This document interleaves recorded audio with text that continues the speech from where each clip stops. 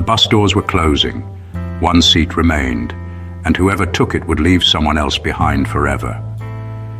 You know, sometimes life feels just like that crowded evening bus. Everyone's tired, everyone's in a hurry, and nobody wants to be left behind. That night, the city was drowning beneath sheets of rain.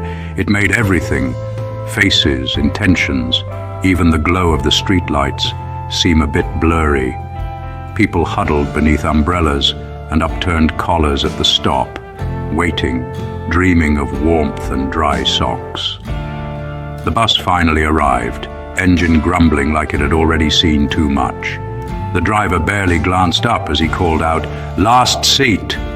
That's when it happened. A young woman soaked to the bone and an older man, cane in hand, both stepped forward at the same time. For a heartbeat, the noise and drizzle faded. The woman paused. You could see the storm in her eyes, maybe from the rain, maybe from her day.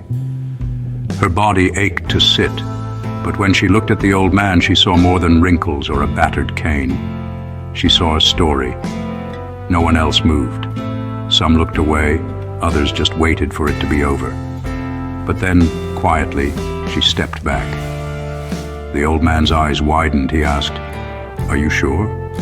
She smiled, tired but true. "I'll be okay," she said. The doors shut. The bus rolled away, leaving her in the rain. But as the cold seeped through her clothes, her heart felt oddly warm, like she'd carried a little sunshine inside her coat. And here's the thing. Moments later, a stranger offered her their umbrella. A taxi, out of nowhere, pulled up and gave her a ride. She got home later than she wanted, but lighter than she'd felt in ages. Meanwhile, on the bus, the old man sat with his hands folded, tears in his eyes, not because he was comfortable, but because he'd been seen. Really seen.